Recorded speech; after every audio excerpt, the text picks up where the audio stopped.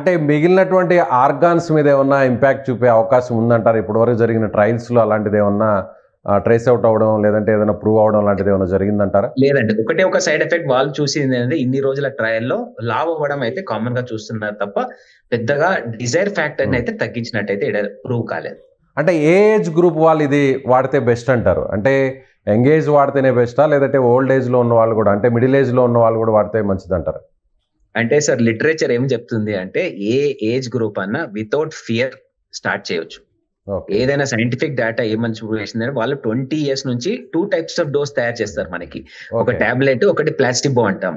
హ్మ్. ప్లాసిబో అది 2 ఏజ్ గ్రూప్స్‌లో ఇచ్చి చూస్తారు. అంటే ఎవరిలో ఎఫెక్ట్ ఉంది, ఎవరిలో ఎఫెక్ట్ లేదో చూడడానికి. హ్మ్. సో 20 ఇయర్స్ నుంచి వాళ్ళ ట్రయల్ గ్రూప్‌లో 70 ఇయర్స్ వరకి తీసుకున్నారు.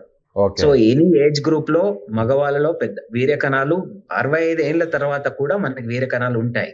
హ్మ్. 65 ఏళ్ల తర్వాత కూడా ప్రెగ్నెన్సీ రావడానికి ఛాన్స్ ఉంటుంది. కాబట్టి ఎవరైతే అవాయిడ్ చేద్దాం అనుకుంటున్న ప్రతి ఒక్కళ్ళు ఏ ఏజ్ గ్రూప్‌లో ఉన్నా గాని హ్యాపీగా తీసుకోవచ్చు.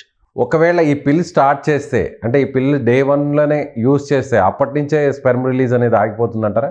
అంటే జనరల్లీ ఎట్లా అంటే విండో పీరియడ్ అంటాం. అంటే ఒక స్పెర్మటోజెనెసిస్ సైకిల్ అంటే ఒక వీర్య కణం తయారు కావడానికి మనకి మినిమమ్ 65-70 డేస్ పడతది. ఓకే. సో 65 డేస్ పడుతుంది కాబట్టి ఇది ఇంకా గైడ్‌లైన్స్ ఇంకా క్లియర్ రాలేదు. కానీ మా అండర్‌స్టాండింగ్ ప్రకారం ఏంటంటే ఒక 2 మంత్స్ ప్రయర్ నుంచి స్టార్ట్ చేస్తే బెటర్‌గా ఉంటది. ఓహ్! ఎందుకంటే ఏవైతే మనకి వీర్యం బయటకొస్తుందో అది ఒక 70 డేస్ ఓల్డ్ తయారైన స్పెర్మ్. సో అందుకోసమే మనం 2 మంత్స్ నుంచి టాబ్లెట్ తీసుకుంటే చాలా బెటర్‌గా ఉంటది. అవాయిడ్ చేయొచ్చు సో ప్రెగ్నెన్సీ. దీనికి